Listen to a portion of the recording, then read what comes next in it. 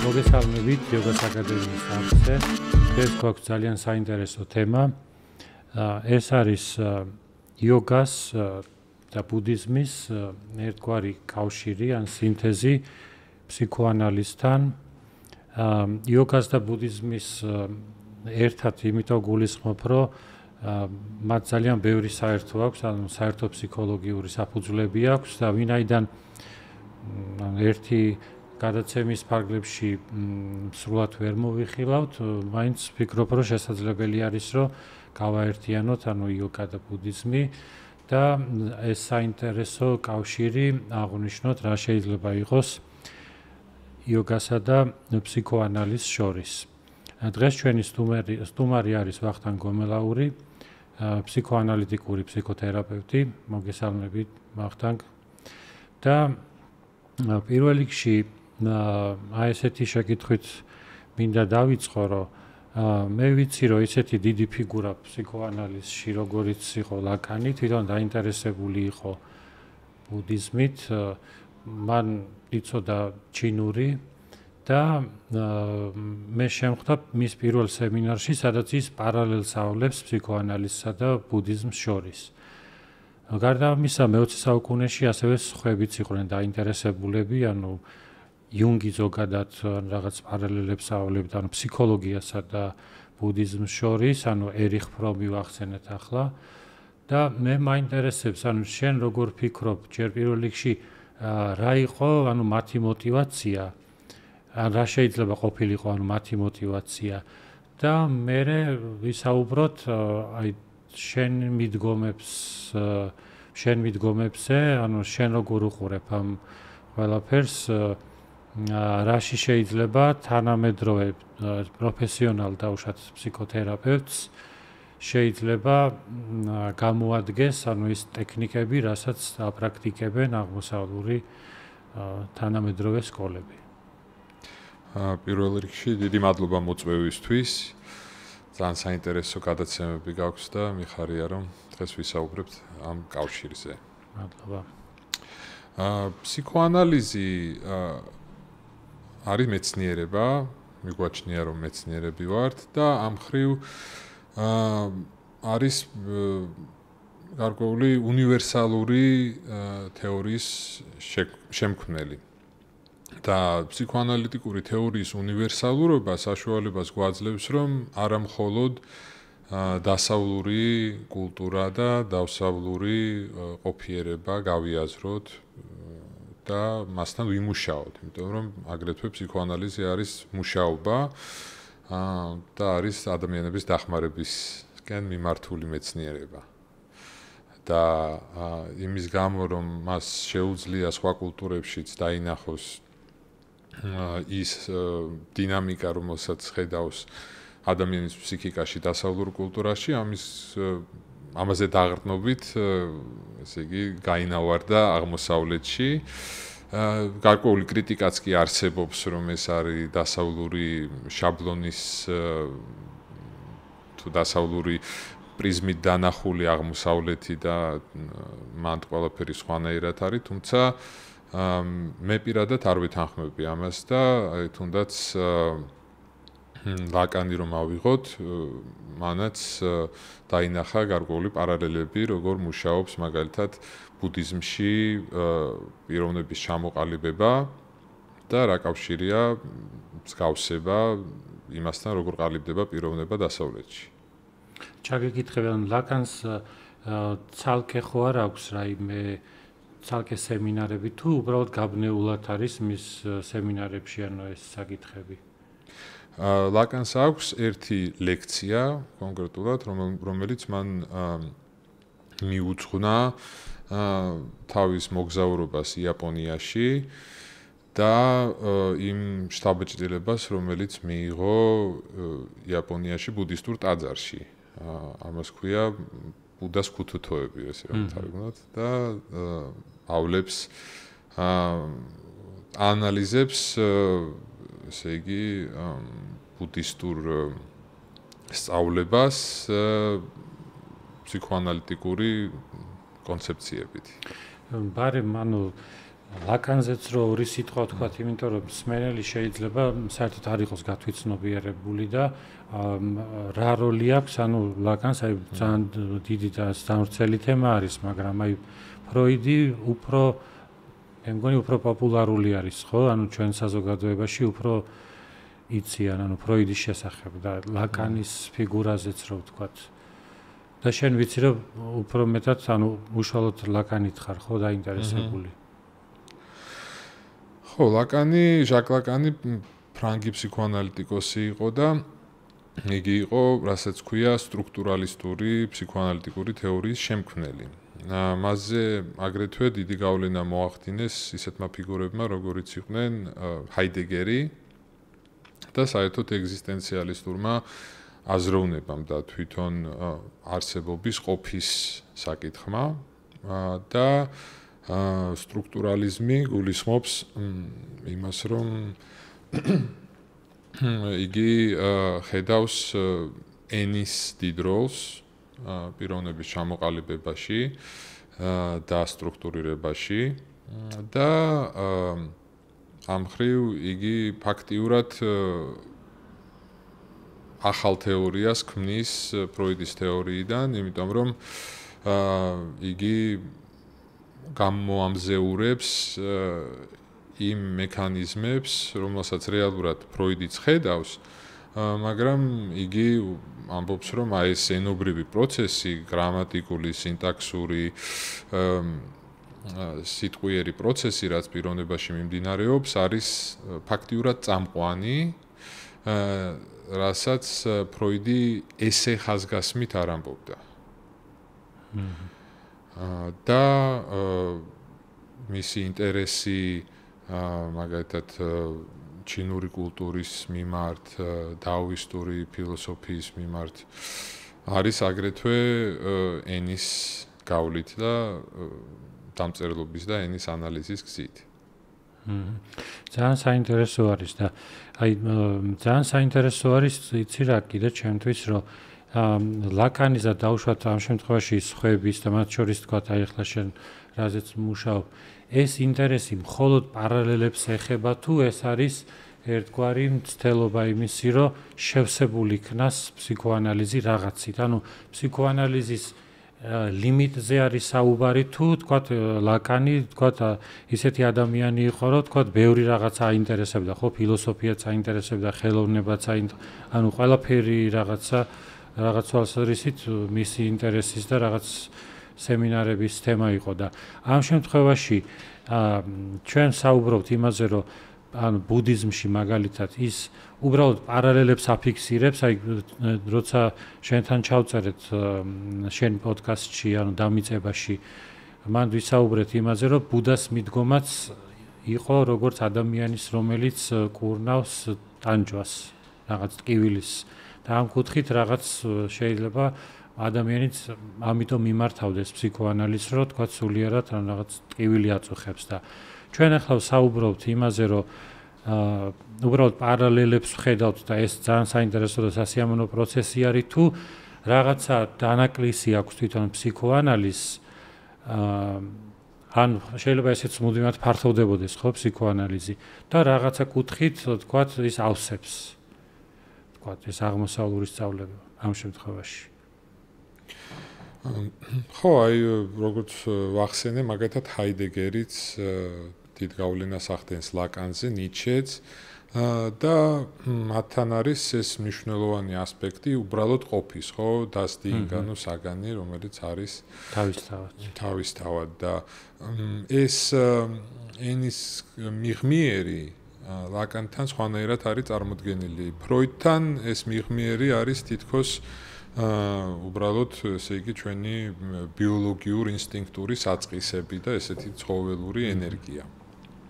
ხოლო ლაკანთან ეს მიღმიერი არის რაღაცა რაც უკვე განპირობებულია ადამიანის როგორც ცნობიერი და მეტყველი არსების ჩამოყალიბებით.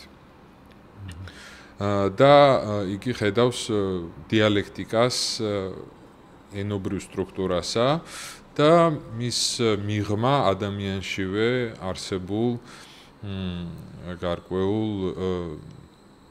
რეალურს შორის, ესე რომ ვთქვათ, და ამ მხრივ ძალიან დიდარი არის აღმოსავლური ფილოსოფია, რომელიც სულ განსაკუთრებით რაც ეხება პრაქტიკებს, საუბრობს იმაზე, როგორ გავიდეთ სიმბოლურის მიღმა და როგორ მიმუშაოთ ისეთ მოვლენებთან თუ ისეთ მდგომარეობებთან, როგორიც არის სიცარიელე, ენერგია და სხვა რაღაცეები, რაც ესე არ აღიწერება სიტყვებით.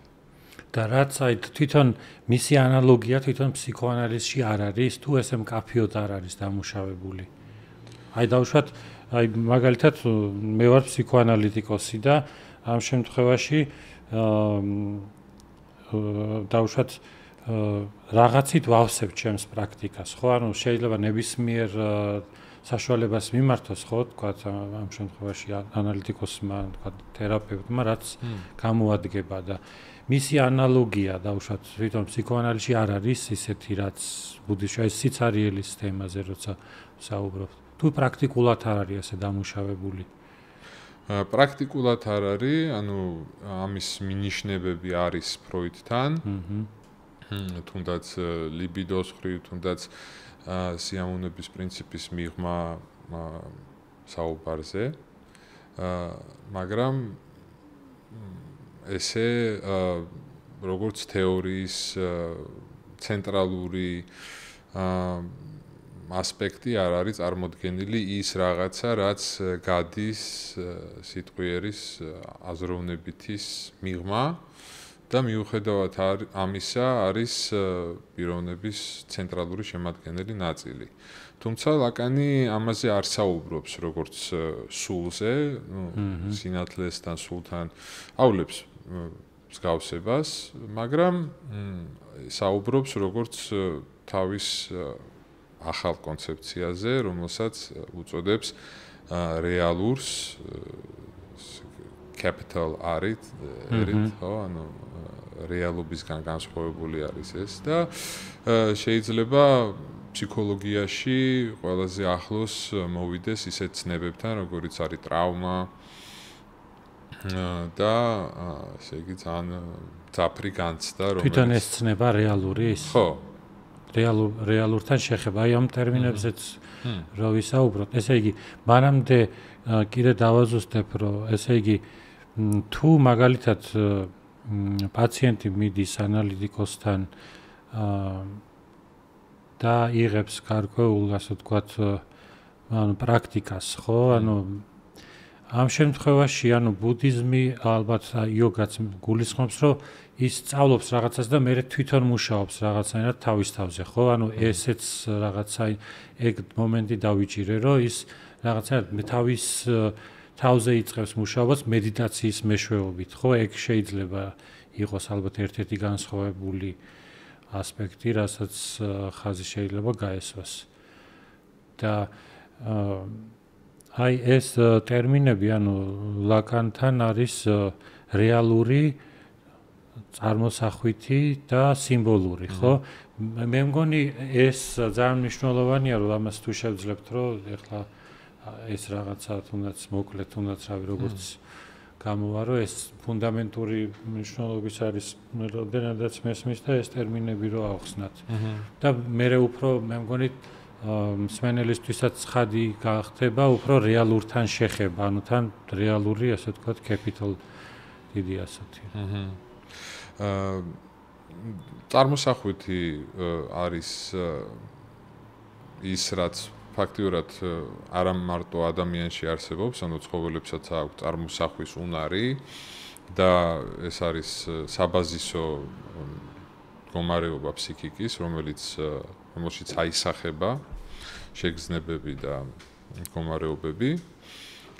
ხოლო ადამიანში, რაც არის ახალი და განსხვავებული ცხოველებისგან არის სიმბოლური, ანუ ენობრივი აზროვნება და თვითცნობიერება ამ სიმბოლურის, ესე იგი, მიერ წარმოსახვითის სტრუქტურირების და რაღაცნაირად მისთვის ფორმის მიცემის გზით. ეს ფორმა, სხვა ფორმა არის, ვიდრე უბრალოდ მაგალითად სილუეტი, რომელსაც ცხოველი ხედავს. ეს არის სილუეტი, რომელსაც უკვე სახელი ერქმევა და ბავშვი თავის სილუეტს, როდესაც ხედავს სარკეში, ეს სილუეტი გაიაზრება მის სახელთან ერთად და ეს უკვე სხვანაირი გამოყოფა არის მისი გარემოსგან. სახელში მნიშვნელობაც იგულისხმება ალბათ, ხო? ანუ რაღაც ლოგიკური კატეგორიზაციაც.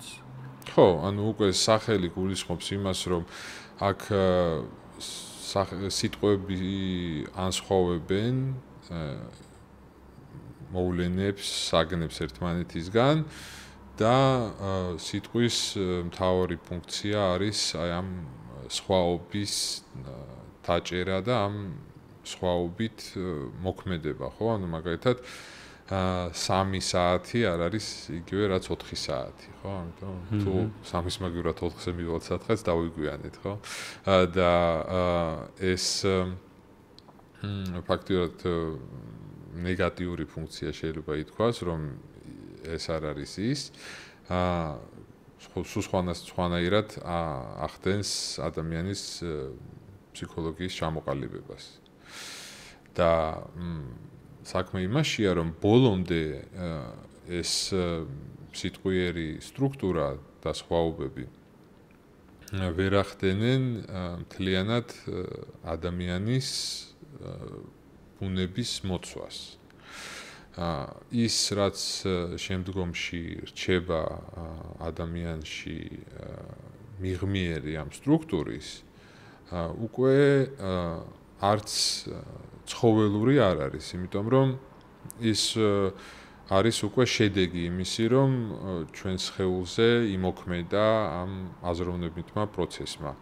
და ეს რაღაცა ნარჩენი განიცდება ადამიანის მიერ როგორც დანაკარგი. ფაქტიურად ის დაკარგულია სიმბოლური აზროვნებისთვის და სიმბოლური სტრუქტურისთვის, მასზე არა აქვს ამ სტრუქტურას წვდომა. რადგან ახალი არის მისთვის?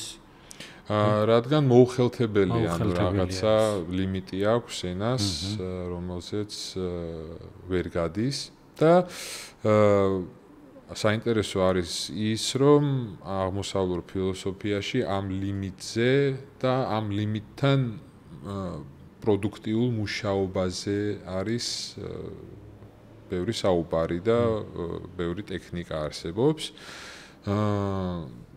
რომელიც აგრეთვე შეიძლება ითქვას უფრო სეკულარული არის ჩვენი თვალსაჩინოებიდან, ვიდრე ის მეთოდები ამ მიღმიერთან მუშაობის, რომელიც დასავლეთში გვაქვს. და მე როგორც ხედავ, ლაკანიც გარკვეულწილად არის თავისი არსით, ესე იგი, გარკვეულ ოპოზიციაში მაგალითად დასავლურ სულიერებასთან, მიუხედავად იმისა, რომ ძალიან აქტიურად არის ჩართული აგრეთვე თეოლოგიის საკითხებში და სემინარი ქონდა მაგალითად კათოლიკური სემინარიის ესე იგი სტუდენტებთან და ასე შემდეგ, მაგრამ აი თითქოს როგორც ბევრი ახლის მთქმელისთვის დასავლეთში აღმოსავლური ფილოსოფიები უფრო კომფორტული იყო მისთვის რაღაც მომენტებში. კი, ანუ ყოველ შემთხვევაში სეკულარიზაციის საშუალებას უფრო მეტად იძლევა იმ მითოლოგიის და კულტურული გარემოსგან, რომ ჩვენ მეტი ავიღოთ. ეს ამას თვითონაც აკეთებდნენ, ანუ ვთქვათ იოგას ტრადიციაში და ბუდიზმში განსაკუთრებით აი მე-19 საუკუნის ბოლოს და რაღაცნაირად ეს არ აღმოჩნდა დამაკნინებელი რა მათთვის, რომ ანუ წარმოიდგინე ესეთი რაღაცა, რომ სხვა ტრადიციიდან ან რაღაც გადმოსახედიდან, სხვა რელიგიიდან რომ მე ავიღო ტექნიკა და შეიძლება ასეთი სახით ქრისტიანობაში არც ყოფილა ესეთი რაღაცა გააზრებები რა, ასე ვთქვათ, ან არ იყო რაღაცნაირად მოხელთებადი, რომ იქიდან გადმოეღოთ რაღაცა ესეთი ტექნიკის სახით. მაგრამ უდაოდ ანუ ეს რესურსი ანუ ბუდიზმს ნამდვილად აღმოაჩნდა, რომ რაღაცნაირად სამონასტრო ცხოვრებისგან აბსტრაჰირებულად, ანუ ისე რომ არ მოითხოვს ადამიანისგან იმ ცხოვრების წესს, რასაც თვითონ აი ეს ასე ვთქვათ, ვინც ახორციელებდა ამ ტექნიკებს, ანუ მე ვგულისხმობ, რომ ეს პრაქტიკები იყო ბერებისთვის, ანუ ბუდადან მოყოლებული და თუნდაც ყველაზე ასე ვთქვათ, სეკულარული ტრადიცია ძენ ბუდიზმი ისიც სამონასტრო ცხოვრება არის და თავისი პატრიარქებით გადაცემული, მაგრამ ის გარემო მაინც იძლევა ალბათ იმის საშუალებას, რომ ჩვენ ტექნიკის სახით ავიღოთ რაღაცა და ყოველდღიურობაში დავნერგოთ ისე, რომ თქვათ ან ბერი არ გავხდეთ, ან რაღაც იმ წესებით არ ვიყოთ რაღაცნაირად შეზღუდული. და აქვე სხვადასხვა აი ენა რო ახსენე, ვიცი რომ ეს საკითხი ჩვენთვის მნიშვნელოვანი არის და აი მე მქონდა ჩემს ლექციაში ინდური სკოლების დამოკიდებულება ენის მიმართ ზოგადად და ამაზე არ იყო ერთგვაროვანი შეხედულება, ასე ვთქვათ, რა როლი აქვს ენას და მაგალითად არის ერთ-ერთი ავტორი მეხუთე საუკუნის, ანუ ფარტრარი, ანუ ლინგვისტური ფილოსოფოსი, რომელიც ამბობს, რომ ენა არა მხოლოდ გამოცდილების ინტერპრეტაციას აკეთებს, არამედ ის ამბობს, რომ ენა ქმნის შესაძლებელს ნებისმიერ გამოცდილებას, ანუ ენის გარეშე იმ პროცესს ჩვენ ვერ უწოდებთ საერთოდ გამოცდილებას. ის არის რაღაც იმპულსები შედის, მაგრამ აი თვითონ სუბიექტისთვის ის გამოცდილებად ვერ კლასიფიცირდება. ამისგან განსხვავებით დაახლოებით 480 წელს ბუდისტი ფილოსოფოსი დინგნაგა ამბობს ამის საპირისპირო თეორიას, რომ პირიქით გამოცდილებას სწორედაც ენის გარეთ გასვლა არის, ხო? ანუ ეს უფრო ძენ ბუდიზმის ანუ საფუძვლებთან არის ახლოს და მთელი ანუ ეს ამ ტრადიციის ამოცანა არის, რომ საბოლოო ჯამში გასცდეს, ასე ვთქვათ, კონცეპტუალიზაციას და არის შუალედური სკოლებიც, რომელიც ამბობენ, რომ კი პირველადი იმპულსი არის ცალსახად გამოცდილება, ანუ მაგალითად ნიაიას ტრადიცია და მე იოგასაც ამ ტრადიციას მივაკუთვნებ, რომ პირველადი არის გამოცდილება, ანუ ნედლი ასე ვთქვათ გამოცდილება, მაგრამ ენის გარეშე ეს ხდება გაუგებრად დარჩება. ანუ წმინდა ასე ვთქვათ მხოლოდ ნედლი მასალა თავისთავად არ იქნება მისაწვდომი. ამ შემთხვევაში ან შენ როგორ უყურებ, ან თუ არის ესეთი გამიჯნა თვითონ ფსიქოანალიზი, როგორ უყურებს ანუ ენის როლს ადგილს შემეცნების თეორიაში, რომ ის წინ უძღვის თუ უბრალოდ თანხლები არის ამ შემთხვევაში?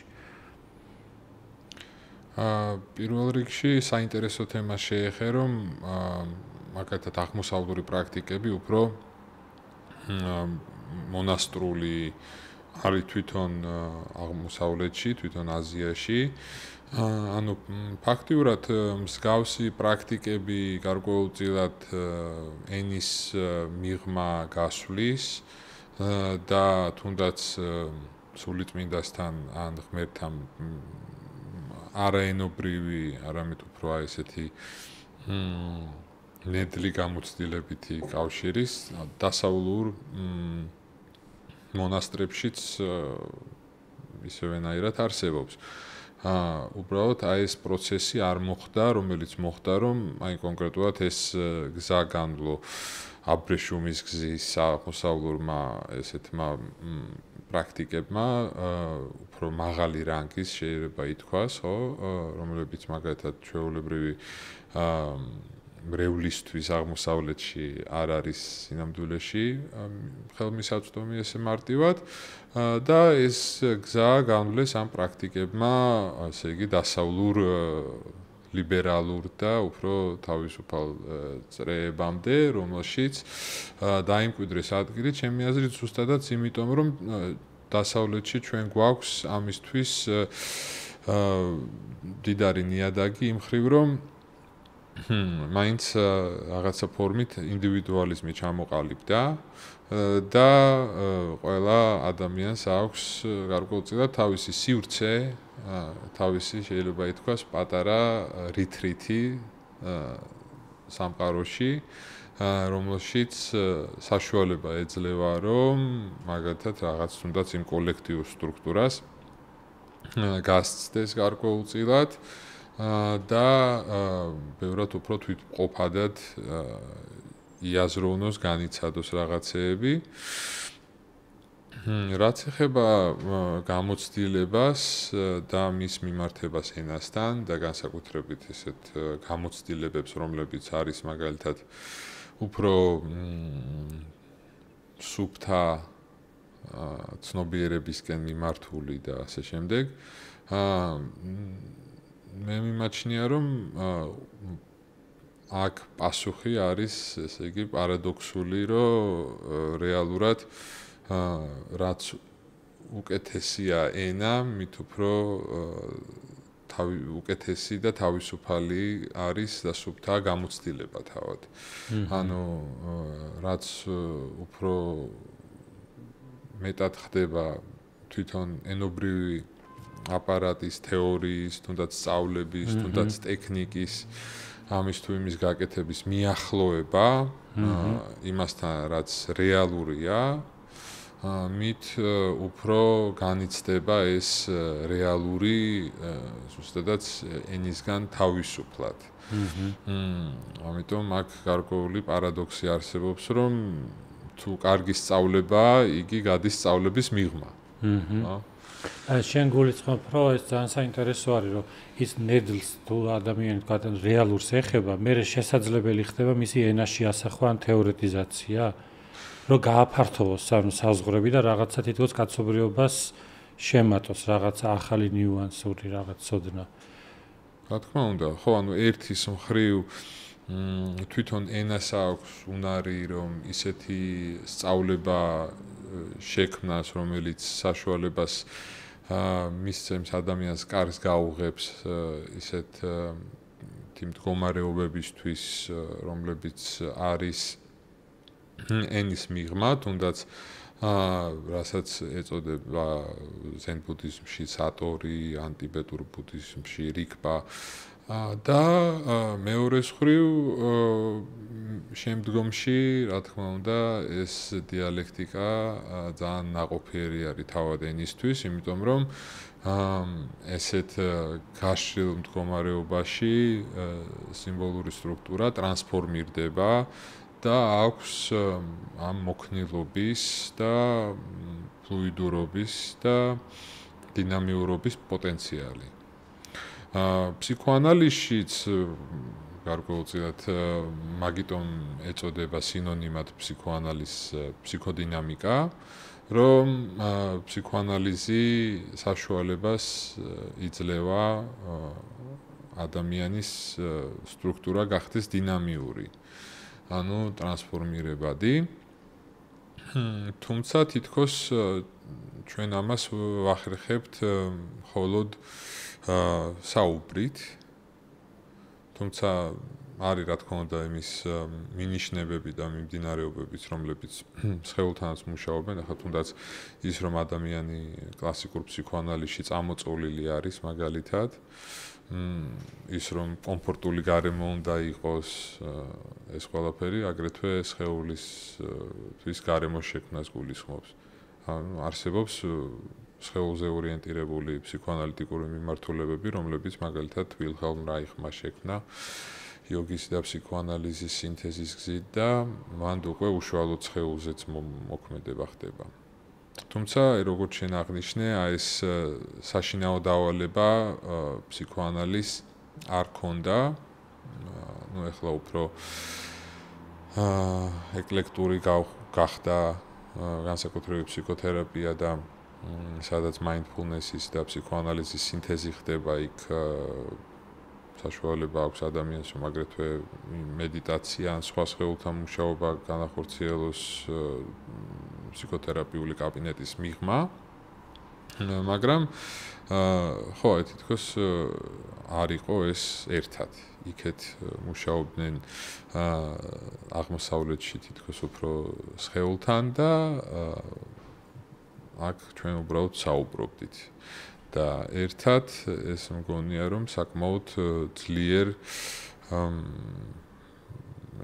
მიქსს ქმნის და აგრეთვე ამ მიქსის კრიტიკა ის არის, რომ ხშირად რთული მოსახელთებელია ფსიქოთერაპიულ პროცესში და ვერ ხდება წესიერად გააზრება იმისი საერთოდ რა ხდება და ადამიანს ზედმეტად ეკარგება ცნობიერი თუ ესეთი პიროვნული კონტროლი პროცესზე რადგან ძალიან ძლავრად ხდება იგივე ქვეცნობიერი შინაარსების ამოფრქვევა თან საუბრით და თან სხეულთან მუშაობით.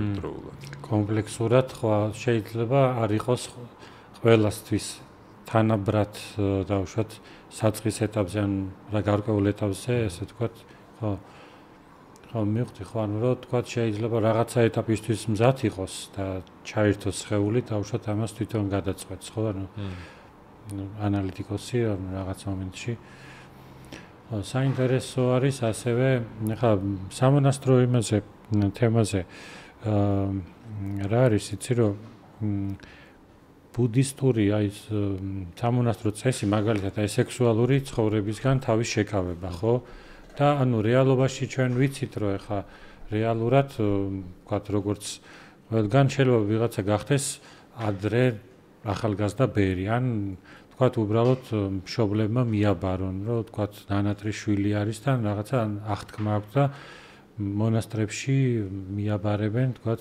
ძალიან ადრე და ზოგადად ანუ ეს თემა იოგაშიც მნიშვნელოვანია რომ იოგები ახდენენ თუ არა დაუშვათ ამ თავიანთი იმპულსების დათრგუნვას ანუ ეს კონტროლი სამონასტრო კონტროლი ხდება თითქოს ერთი შეხედვით გარედან მაგრამ მეორე შეხედვით შეიძლება ეს იყოს რაღაც შინაგანი გაცნობიერების ხარჯზე ხო და იოგაზე აი ჩემ ლექციაშიც ამას გავუსვი ხაზი რომ თვითონ ფილოლოგიური ანალიზი ანუ რომ იოგა გაჩერება არის აზრების ან იოგა ცუდი აზრების გაჩერება არის ხო არაერთი ფილოლოგიური ანალიზი და მე თლიან სურათადაც ეგრე ვხედავდი ისედაც რომ აქ არ არის საუბარი გაჩერებაზე არამედ საუბარი არის მიუჯაჭველობაზე და გაცნობიერების შედეგად როდესაც ადამიანს უბრალოდ თითქოს მოძრება ან მოშორდება თავისთავად რაღაცა და არა ხელოვნურ დათრგუნვაზე მაგრამ მაინც ჩვენ ვხედავთ რომ და ეს სამონასტრო გარემოში თითქოს არის ანუ ეს რაღაცნაირად გარედან თავსმოხვეული რაღაც სამონასტრო წესი ხო აი რაშიც თქვათ აი მასობრივი ბუდიზმი რა გარემოშიც არის ხო აი მაგისტვის ანუ მე ჭირდება რომ უფრო აი ასეთ ტერმინებზე რომ გავამახვილოთ ყურადღება როგორიც არის საპრესია, რეპრესია და ინჰიბაცია, ანუ რა არის ანუ ასე ვთქვათ ჯანსაღი კონტროლი. რა შემთხვევაში შეიძლება ჩაითვალოს რაღაცა ჯანსაღ და არადამაზიანებელ კონტროლად საკუთარი იმპულსების, თუნდაც ცხოველური იმპულსების ფსიქოანალიტიკური აი შენ როგორ უყურებ აი ამ საკითხს. აი რომ ვახსენე ლექცია ბუდას ქუცუთოები მაგ ლექციაში ლაკანი საუბრობს ზუსტად იმაზე რომ აი ბუდას რომ ნახევრად აქვს თვალები დახუჭული რომ ეგ უკვე გარკვეულ სუპრესიას თუ რეპრესიას გულისხმობს. ანუ ის რასაც მე ვამბობდი რომ დასავლურ ესე იგი მოდელს ავრცელებს აღმოსავლეთზე, მაგალითად ლაკანი, ეს პირველ რიგში არის რასაც ჩვენ ფსიქოანალიზში უწოდებთ კასტრაციას. კასტრაცია ეს არის გარკვეული შეზღუდვა ადამიანის მისწრაფების რომ ყველაფერი კონდეს და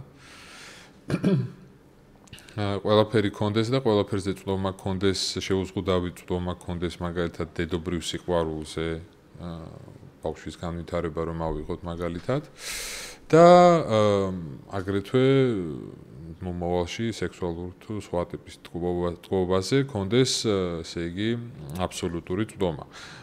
ანუ რეალობა ის არის, რომ აი ზუსტადაც ამ რეალურზე სიმბოლურს არ აქვს ბოლომდე წვდომა და ეს რაღაცა მიღმიერი სიმბოლურის განიცდება როგორც რაღაც დაკარგული ეგ არის კასტრაცია, ხო? ეგ არის პირვანდელი მოცემულობა ფსიქიკის, რომლის ბოლომდე მიღებამდეც, ანუ რაღაცის გაშვებამდეც ადამიანი უნდა მივიდეს, სასურველია ეს დაფიქსირდეს ბავშვობაში, ესე იგი ოჯახურ გარემოში, მაგრამ აგრეთვე ამისი ტრანსფორმაცია და ამ დანაკარგთან ურთიერთობა მთელი ცხოვრება გრძელდება და რეალურად ადამიანს უნდა კონდეს თავისუფლება, რომ მთელი ცხოვრების განმავლობაში უფრო ინდივიდუალური კონტროლი კონდეს იმაზე, მაგალითად, რა არის მისი, ასე რომ ვთქვა და რა არ არის და ამ შეზღუდვასთან უფრო ინტიმური და პირადი ურთიერთობა კონდეს, ვიდრე მაგალითად, რომ ერთხელ უთხრეს და მთელი ცხოვრება ეგონოს, რომ მხოლოდ და მხოლოდ აი ამ შეზღუდვებით შეიძლება ცხოვრება. და ეს სამწუხაროდ ცოტა არასწორი გაგება დასავლეთში აღმოსავლური პრაქტიკების, რომ თითქოს ეს არის აბსოლუტური ლიბერტარიანიზმი და სრული თავისუფლება და იქ ესე იგი ფაქტიურად შენ ყველანაირი შეზღუდვისგან უნდა განთავისუფლდე და ასე შემდეგ. არის გარკვეული ფეტიშისტური ილუზია, იმიტომ რომ იგივე როგორც აღნიშნე, ბუდიზმში არის მარტივად და კონკრეტულად შეზღუდვა სექსუალურ კავშირებზე და სადაც მაგალითად არ არის ესეთი მონასტრული კაცრი აბსოლუტური ცელიბასი, იქ მაინც არის ძალიან ბევრი წესი, თუნდაც თრობასთან დაკავშირებით, სექსუალურ ცხოვრებასთან დაკავშირებით და ასე შემდეგ, რაც თითქოს იმის გამო ზუსტად რომ ეს აღმოსავლური სწავლებები დასავლეთში მიმზიდველი გახდა უფრო ლიბერალური ნაწილისთვის საზოგადოების, თითქოს ამის რაღაცნაირად დაიგნორება მოხდა და ნუ როგორც მოგეხსენება 1000 პრობლემა მოყვა ამას მერე აღვირახსნილ გურუებთან და ასე შემდეგ დაკავშირებით, რომელსაც ჯერ კიდევაც ვერ ინელებს ბუდისტური თემი, მაგალითად იგივე ამერიკაში, იმიტომ რომ აი ვერ ხვდებიან რა მიმართება და დამყარდეს თავისუფლებასა და განთავისუფლებას შორის. და რეალურად, ანუ ეს არის დიალექტიკური ისე პროცესი, როგორც აღნიშნე, იმისი, რომ ანუ მუდმივად რეორგანიზება უნდა ხდებოდეს იმისი თუ რისი სუპრესია მოხდება და რისი არა. ქართულად რომელი არის ზუსტი თარგმანი სუპრესიის ან suppression? ნუ განდევნა მე ვიტყოდი. განდევნა და რეპრესია? ანუ დათრგუნვა არის სუპრესია და რეპრესია განდევნა არის, მაგრამ ნუ ახლა დათრგუნვა რეალურად რაც ჯანსაღი, ანუ ის რომ მე ცნობიერად, ასე ვთქვათ, რაღაც იმპულსებს ვაკონტროლებ, ეს აი რაც ახლა ახსენე ლაკანის შენიშვნა ბუდას კულტურებზე, ეს არის ჩვეულებრივი ჯანსაღი, ანუ ეს ძალიან ბუნებრივი პროცესი არის, ხო? ანუ ეს ცნობიერად რაღაცაზე უარს ვამბობ, ხო? ანუ ეს შეუძლებელია რომ ადამიანმა საერთოდ იარსებოს, ხო? ალბათ პრობლემა არის ამის გაუცნობიერებლობის როდესაც რაღაც გარედან მოსული არის ისე რომ საერთოდ ვერ ვაცნობიერებ და რაღაც რელიგიური დათრგუნვაში გადადის ეს. სხვადასხვა შორის, აი მე ფიქრობ მაგაზე რომ აი თემა ბუდიზმშიც რომ თანაგრძნობის თემა და ბევრი აღიქვამს რომ რაღაც ეს მორალური თემა, დასავლურ მორალურ თემას აკლასიფიცირებს და მე მგონია რომ უბრალოდ ეგ არის რაციონალური გააზრების თემა, ის თანაგრძნობაც და ეს ყველაფერი რომ ეს არის დაკავშირებული იმასთან რომ ადამიანი გათავისუფლდეს სულიერი ტკივილისგან და როგორც კონცენტრაციის საშუალება, ანუ როგორც კონტექსტუალურად იკითხება და არა ის როგორც ჩვენ გვესმის რომ მორალური ადამიანია და ამიტომ თანაგრძნობის მედიტაციას ამიტომ აკეთებს. როგორც რაღაც ინსტრუმენტი, რაღაცა გაცნობიერების შედეგად მოსული რაღაცა არის და ეს მე დავინახე, ანუ იოგაში და ალბათ ზოგიერთი ტიპის, ანუ ბუდიზმშიც, რომ წესით ის ცხოვრების წესიც ალბათ არ უნდა იყოს რაღაცნაირად ნაჩქარები, რომ აი მე რაღაც კარგი სიტუაცია მინდა რაღაც გასხივოსნება და ამის გამო მე ახლა დავითრგუნო რაღაცეები, რასაც მე მართლა ვერ ხვდები, რატო უნდა ვთქვა უარს ან სექსუალურ ცხოვრებაზე ან რაღაცა ისეთზე, ხო? აი მაგ მხრივ ძალიან საინტერესო არის ალბათ ინტელექტუალობის როლიც. ხო, ანუ საქმე იმაშია, რომ ქვეცნობიერის გაქრობა და ყველაფრის აბსოლუტურად ცნობიერად ქცევა ფაქტიურად შეუძლებელი არის. არის კი სასურველია საჭირო? ანუ ის რომ ჩვენ, ესე იგი, გვჭირდება გარკვეულწილად ჩვენში ფუნქციონირებდეს რასაც ქვია ილუზია, ეს არის სრულიად ესე იგი მოუცილებელი კანონი ჩვენი ფსიქიკის ერთლიანობისთვის და ცოტათი აი პრობლემა არსებობს, რომ თითქოს მოლოდინი არის, რომ ადამიანი საერთოდ ყველანაირი შეზღუდვის გარეშე, ყველაფერს ყველანაირი ფილტრის გარეშე დაინახავს 100%-იანად და ნუ რეალურად მაგას რა თქმა უნდა მოყვება ხოლმე ის, რომ უბრალოდ რაღაც აღმოსავლურ რელიგიებში შემავალი ადამიანები შემდგომ იქაურ, ესე იგი, ილუზიებს და ფანტაზიებს შეისრუტავენ იმისთვის, რომ იფუნქციონირონ. რეალურად საშუალება იმისი, რომ შენ თვითონ იყო მატრანსფორმირებელი იმისი, როგორ გაფილტრავს სამყაროს, რას განდევნი შენს ქვეცნობიერში, რას არ განდევნი და ასე შემდეგ, აი მაგისი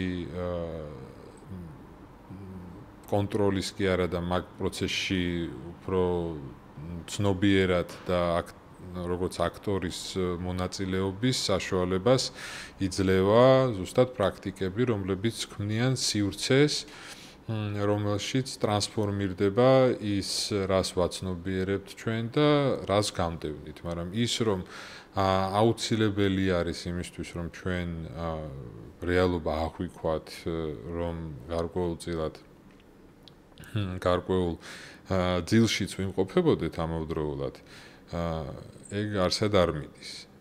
და ეს ბუდიზმშიც და თუნდაც უმაღლეს ბუდისტურ სწავლებებში, როგორიც არის ვაჯრაიანა, გააზრებული არის ის, რომ სამსკარები, ხო? სამსარა, ხო, როგორც ესე იგი, ამ მიჯაჭველობების და ფანტაზიების სამყარო და ნირვანა, რომელიც არის გაცნობიერებულობის სივრცე, არ არსებობს ერთმანეთის გარეშე და რეალურად ეს ცნობილი ეს არის დებულება ნაგარჯუნასი, რომ სამსარა ნირვანაა თვითონ და ნირვანა სამსარა.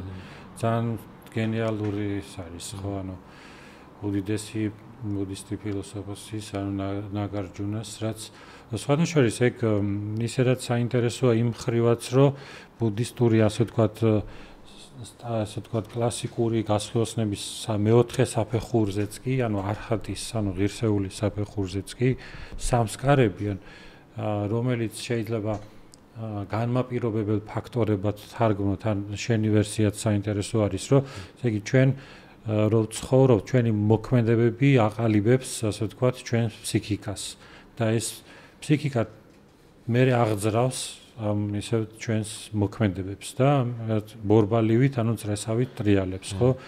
აზრებიც და მოქმედებებიც. ამას ზოგი ჩვევებს უწოდებს, რომ მაგალითად რაღაცას ვთქვათ წყლის მას როცა ხშირად ვიმეორებთ ეს მერე ჩაშენებული ხდება ჩვენში და ის რაღაც ინერციით აგრძელებს რაღაცა თითქოს ზომბივით სიცოცხლეს და ეგ დონე, ანუ სამსკარების, ანუ ეგ დონე ნარჩუნდება არხატის დონეზეც კი, ანუ უმაღლესი გასხლოსნების დონეზეც ეს სამსკარები, როგორც ეს ვთქვათ, ჩაშენებული ინერციები აგრძელებს, ასე ვთქვათ, ჩვეულებრივ ფორმირებას.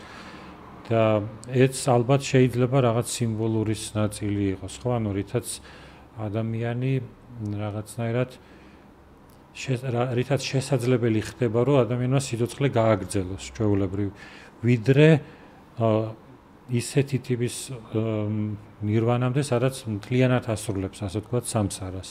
თუ დავუშვათ ამ შეხედულებას დავუშვებთ, ხო?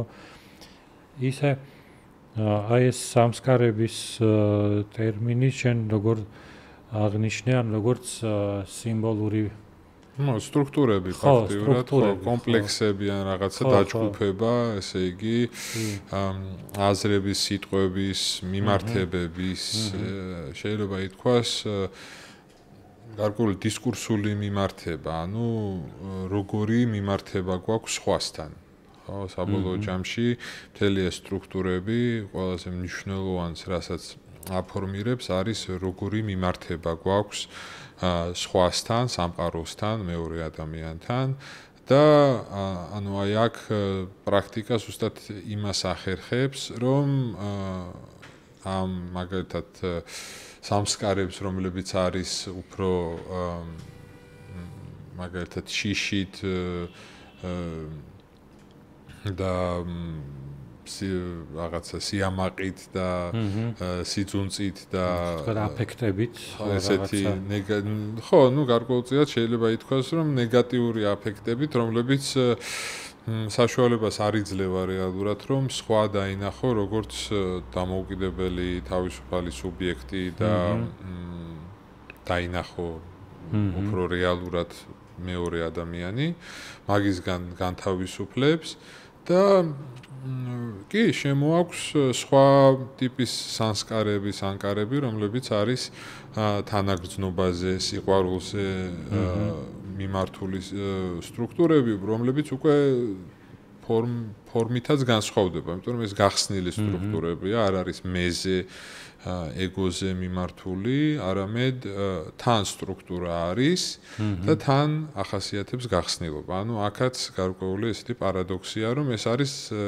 სტრუქტურა, რომელიც სტრუქტურას ინარჩუნებს მაინც და ამითი ახერხებს სხვასთან კავშირის დამყარებას, მაგრამ ეს კავშირი უკვე არის თანაგრძნობაზე დაფუძნებული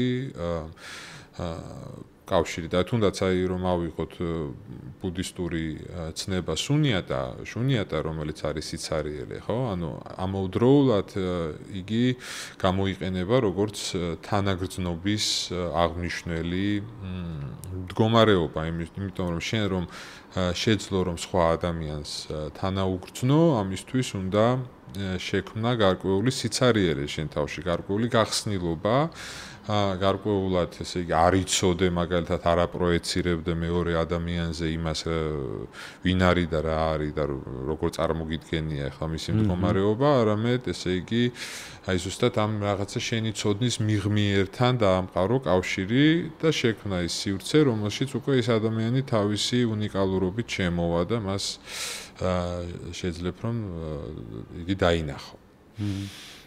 ეს ფაქტორები, ანუ რაც სამსკარებზე მოქმედებს, ამ კომპლექსებზე, აი რაც შენახსენე ახლა, ანუ ეგრეთ წოდებული კლეშები, ანუ კლეშ არის ის, რასაც ტკივილი მოაქვს, ხო?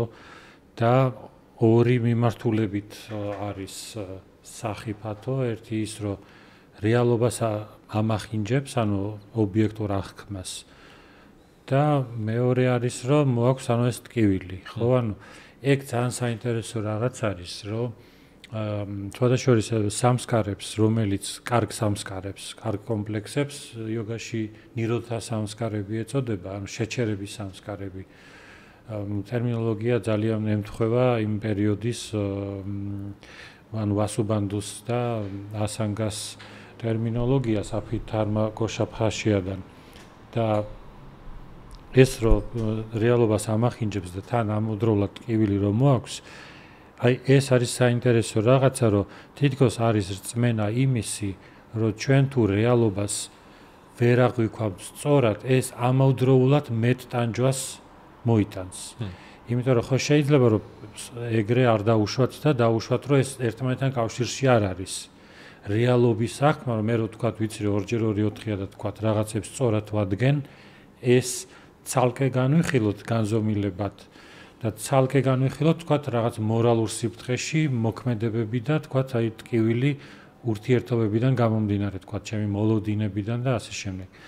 და იოგაშიც და ბუდიზმშიც ანუ კლეშების ეს ორი ფაქტორი რო ერთად არის ანუ არ ცოდნა რომ ტანჯვასთან არის დაკავშირებული მე საინტერესო მგონია ზოგიერთი კომენტატორი იოგაზე ამბობს რომ ეს არასწორად არის ანუ კატეგორიზირებული ეს ცალ-ცალკე უნდა იყოს განხილული რა მაგრამ მე მგონია რომ როგორც წერია სავსებით ემთხვევა ანუ მაგ წარმოდგენას ხო ხო, ნამდვილად, ანუ ეს თვითონ თავისუფლება რომ შენ თვითონ შექმნა შენი ფილტრი საშუალებას გაძლევს რომ მაგალითად ისეთი ფილტრები მოიშორო რომლებიც არის იმდენად მოწყვეტილი იმას რაც შენს გარშემო ხდება რომ შენ გაქვს მუდმივი ესე იგი შეჯახება გარემოსთან ან შინაგანი კონფლიქტი, ქვეცნობიერი კონფლიქტი, რომელსაც შეუძლია, რა თქმა უნდა, ძალიან დიდი ტანჯვა გამოიწვიოს და, ну, ჩვენ ვამბობთ ფსიქოანალიზში, რომ ზუსტად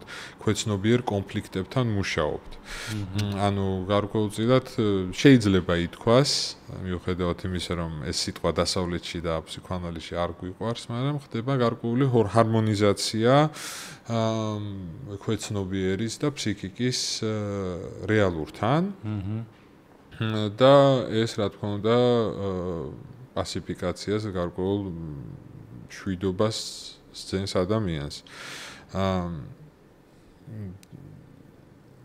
თუ გინდა ერთი ესეთი თემაც გავშალოთ, აი კონკრეტულად თქვა რა არის საშუალება იმისთვის, რომ ადამიანი შეეხოს მაგალითად რეალურს და აქ ალბათ ესეთი რაღაც შეიძლება რომ მაგალითად ანიჩა რომ აღვიქვათ ყველაფრის ანუ ბინარება წარმავალობა ანუ ეგ თემა სხვადასხვა ანუ ეს ანიჩა რთული ტერმინი არის საკმაოდ იმ გაგებით რომ ხვდებით მის ფილოსოფიურ თარგმანს როგორც შემთხვევითობასაც ანუ მარტო ის კი არა რომ დავშვათ ყველაფერი წარმავალი და ეს ცვალებადობაში ორიენტირი რომ შეინარჩუნო რაღაცნაირად აი მიუჯაჭველობის ანუ ქვაკუთხედი არის ხო არამედ ფილოსოფიურად ზოგიერთი თარგმნის როგორც საერთოდ აი შემთხვევითობაში რაღაც გარანტია არ აქვს თითქოს და ცნობიერება აი გადაეწყოს უნდა მიმდინარე რეალობაზე რაღაცნაირად აი ეს გაცნობიერება არის და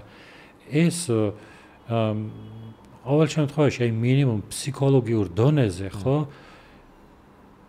ან თქვენთვისაც პროფესიულადაც ძალიან კარგი გამოსაყენებელი არის რა ადამიანისთვის რომ ესეთი ვარჯიშები ან მედიტაციები იყოს თქვა ჩართული და მეორე მხარე არის ის რომ აი ფილოსოფიურად ანუ რაც ჩემი ესეთი ინტერესი არის ფილოსოფიას აქვს კიდე უფრო ესეთი პრეტენზია რომ ეგ რამდენად მართლა აღწერს რეალობას ეს ორი სხვადასხვა რაღაც ანუ ფსიქოლოგიურ დონეზე ანუ ადამიანი თუ იტანჯება და ამ მეთოდებით აღარ დაიტანჯება ეს უკვე საკმარისი არის ანუ ასეთ ხედვას განავითარებს და მეორე საკითხი არის რომ ეს ხედვა რამდენად ობიექტური რეალობის ხედვა არის მით უმეტეს რომ ნუ ეს ანიჩას თემა შეგვიძლია რომ დაუშვათ რომ თითქოს ეს შეთანხმების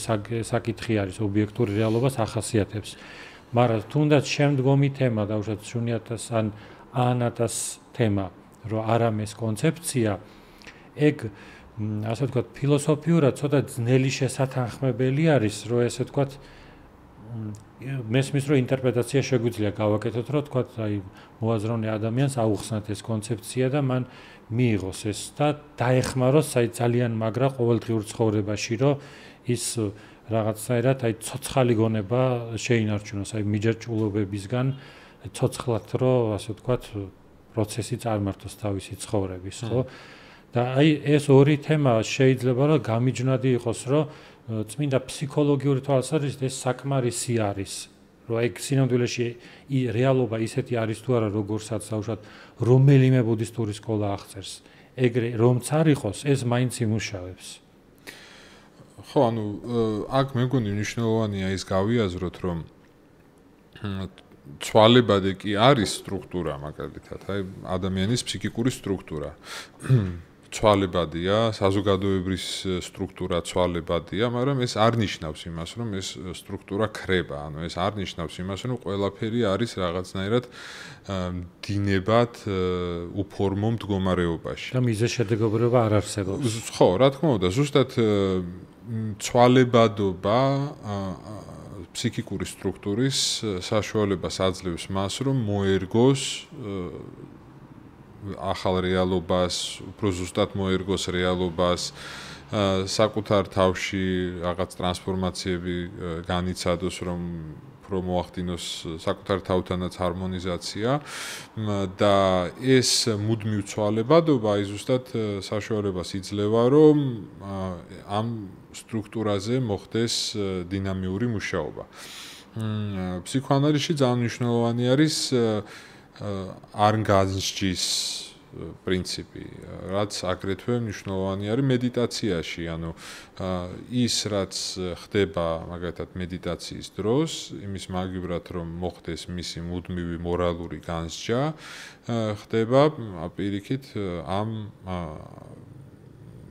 მუდმივ ცვალებადობის პრინციპის მორგება გამოცდილებაზე, რომელიც ვერ თანაარსებობს ესეთ მკაცრ განსჯასთან, იმიტომ რომ ეს მკაცრი განსჯა და სუპერეგოს თუ ზემეს მიერ მკაცრი განსჯა ადამიანის, რაც ძალიან ხისტ ხდის მის ფსიქიკურ პროცესებს, გულისხმობს იმას, რომ ყველაფერი ძალიან დოგმატურად უნდა განიხილებოდეს, როგორც ესე იგი ესეთი ქვაში ამოტვიფრული და ესე იგი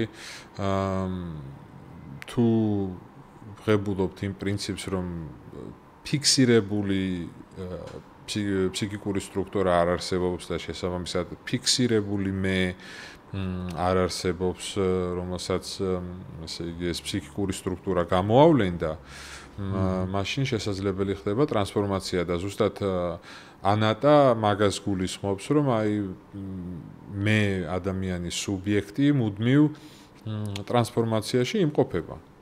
იმიტომ რომ ანიჩა, ანუ მუდმივი არამუდმივობის პროცესი მასზე მოქმედებს, მაგრამ აქაც ისევ და ისევ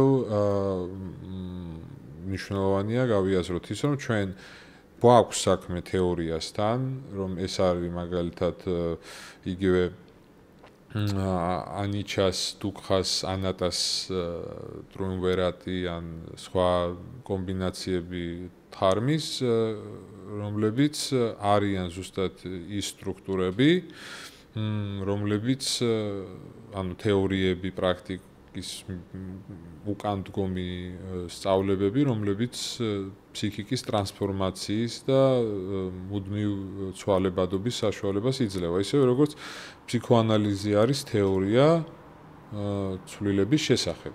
და ის თეორიაც ახლა რაღაც ცვლილებებს განიცდის, მაგრამ ამავდროულად მაგალითად, როდესაც ადამიანი მედიტირებს, მე მგონი მაგ პროცესში მედიტაციის ტექნიკა როგორც ესეთი არ იცვლება, ანუ რაღაცა იმ პროცესში არ იცვლება. შეიძლება მე ადამიანი დაფიქრდეს იმაზე, როგორ შეიძლება უკეთ იმედიტიროს, მაგრამ ანუ ისევ და ისევ ეს უფრო დაუისტური ინის და იანის მოძრაობის დიკოტომია მაინც ყველა მდგომარეობაში არსებობს, ანუ რაღაცა არის ფიქსირებული და რაღაცა იცვლება, რაც უფრო მეტად გჯერა იმისი, რომ ანიჩა არის, ესე იგი, უცვლელი პრინციპი და ყველაფერი მაინც ადრე თუ გვიან შეიცვლება, მით უფრო მეტი რესურსი გაქვს იმისთვის, რომ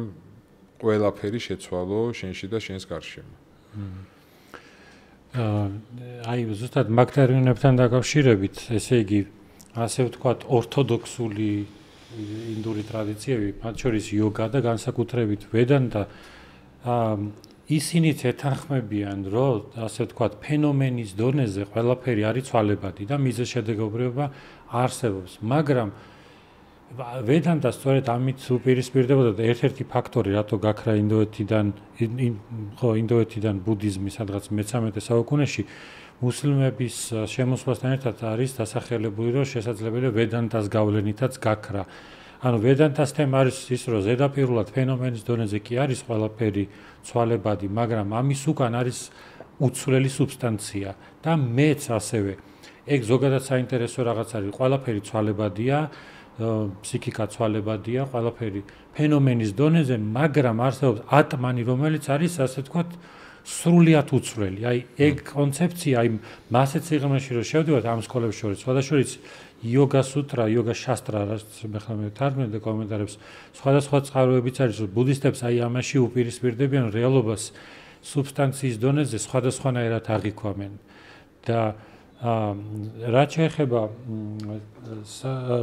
აი განჯის თემას, აი ეგ აღნიშნე ზუსტად, რომ ალბათ მორალისგან უნდა ჩაიხსნას, აი რაც შენ თქვი, რომ მაგ პოზიციიდან მე მგონი არც უყურებდნენ ისინი, მაგრამ იმას ახასიათებდა, ასე ვთქვათ, თავისებური განჯა კლეშების პოზიციიდან, რომ აი როგორც არის ბუდისტის საუბარი მეფე მილინდასთან, ძველი ბუდისტური ტექსტი, სადაც mindfulness-ზე არის საუბარი, რომ mindfulness-ი არის განჯითი პრაქტიკა, რომელიც აფასებს, რომ აი ასეთი და ასეთი გრძნობა არის ტანჯვის მომტანია, რაზეც საუბრობდით, რომ აი შენ რაც ჩამოთვალე, რომ დავუშვათ აი სიძულვილის რაღაცა ქედმაღლობა ან რაღაცა ეს ტკივილს მოიტანს და ესე იგი მორალი იმ გაგებით არ არის მორალური განსჯა, რომ დავუშვათ გარედან თავს მოხვეული რაღაც არის, მაგრამ არამედ ეს არის განსჯა, რომ აი როდესაც ეს გრძნობა ჩემში შემოდის, ეს ტანჯვის მომტანი არ ჩემი მუდმივი შენიშვნები არის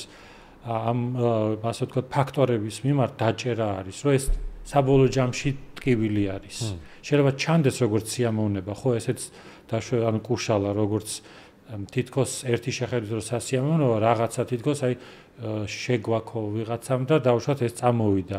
რაღაცა აღზევებას გრძნობდა, ხვდები რომ ეგრევე სადღაც დაეცემი რა, ანუ ესეთი სიღრმის დონეზეც არის გაცნობიერება და ესეც ერთგვარი მოდელი არის, ანუ ბუდისტური მოდელი არის, რომელიც კიდევ უფრო სეკულარიზაციაც შეიძლება ალბათ ამის გაკეთდეს, რომ ესენიც რო ჩაიხსნას. ანუ ეს კლეშების და სამსკარების რაღაცნაირად მოდელები იმ დონეზე, როდესაც თემა შედის, ასე ვთქვათ, რეალობის სადაო დადგენაზე რა, აი რაღაცა დაობს, რომ მაგალითად მეში არსებობს თუ არა სრულად უცვლელი რაღაცა. აი რაშიც ერთმანეთთან არ იყო თანხმდრა.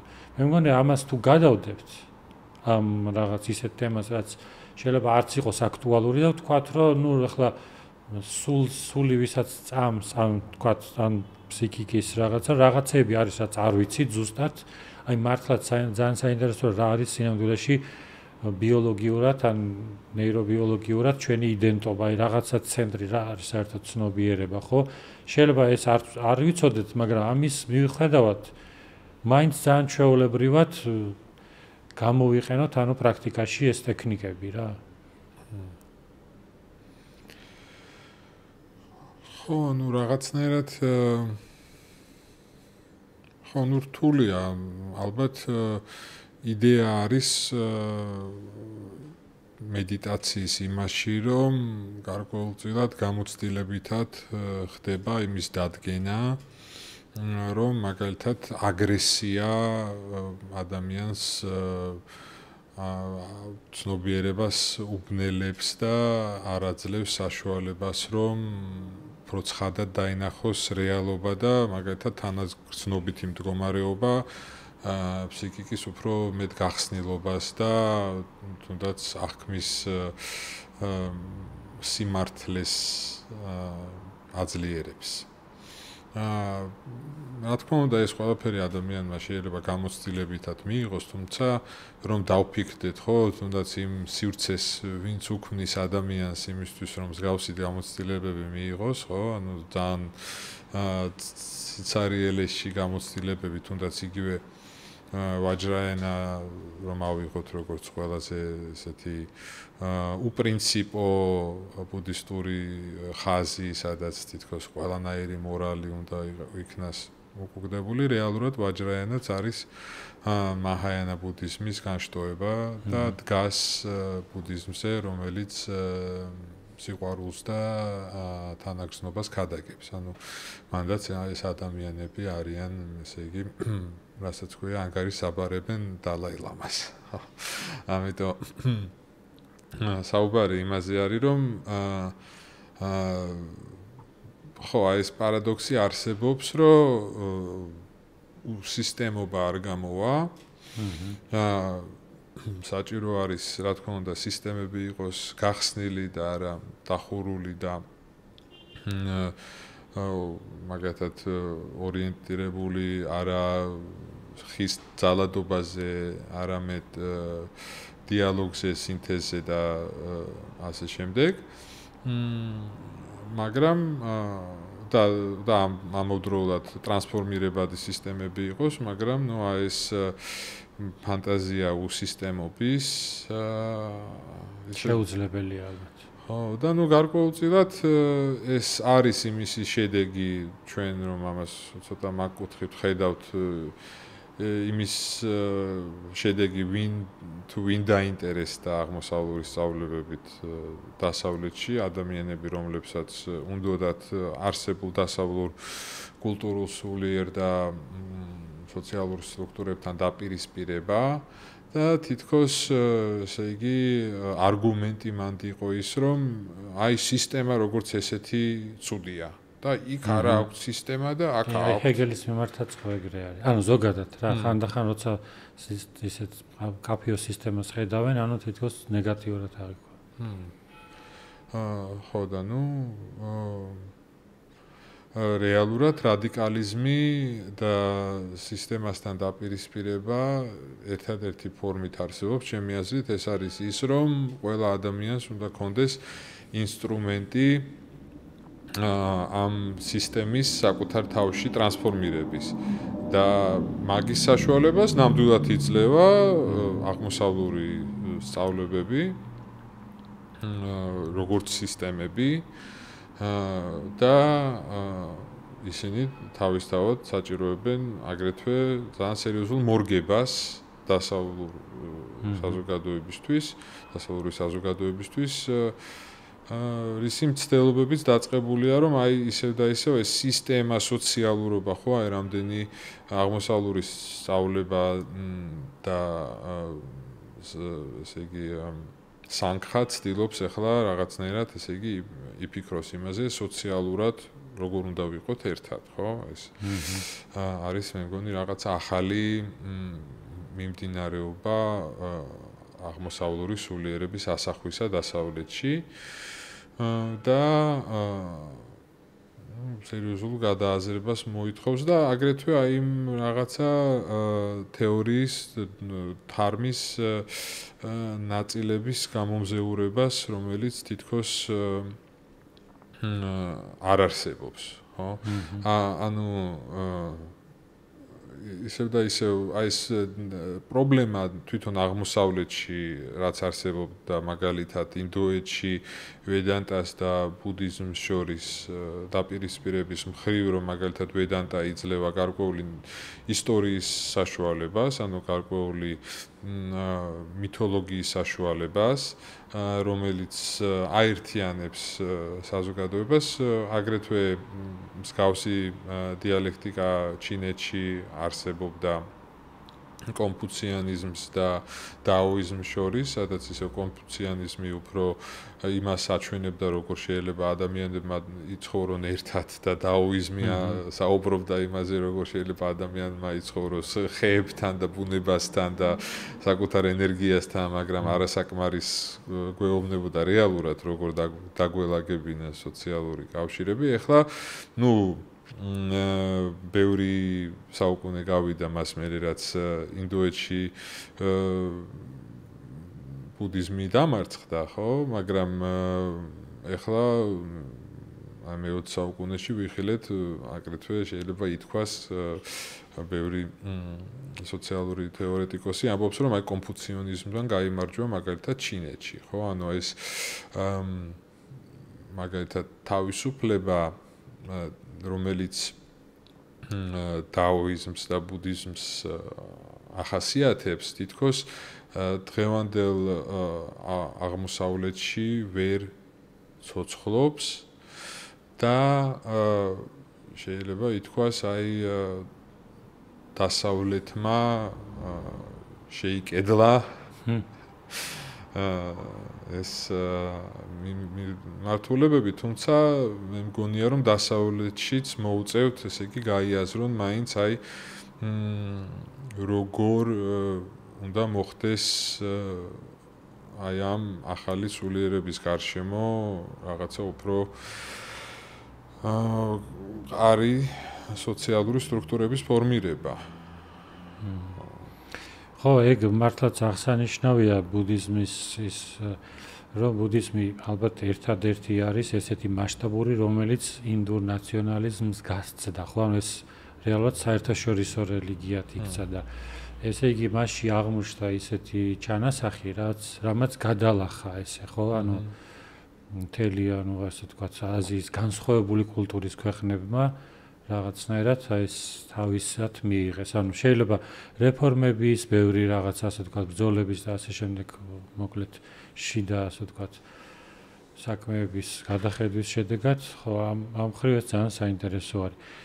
შენ არხზე, ანუ ვისაც საინტერესებს, ანუ შენ არხს ხო სწორად დამიწება ქვია YouTube არხზე, ხო? ანუ შეუძლიათ ვისაც გაინტერესებთ, ქართულად შეგიძლიათ ჩაწეროთ, დამიწება ვახტანგის არხი არის, ძალიან საინტერესო არის, აი ზუსტად ეს ანალოგიური მიმართულება არის, ხო? ანუ ეს არის აღმოსავლური და დასავლურის, ანუ ერთგვარი სინთეზი, ხო? კარგი, ვახტანგ, ძალიან დიდი მადლობა, რომ გვესტუმრე. იმედია კიდევ გამონახავთ დროს და გავაგრძელებთ ჩვენს დიალოგს. დიდი მადლობა მოწვევისთვის და მედი მაქვს, რომ შენს მესტუმრები კიდევ დამიწების სიამოვნებით. გაიხარეთ. მადლობა თქვენ, რომ გვიყურეთ.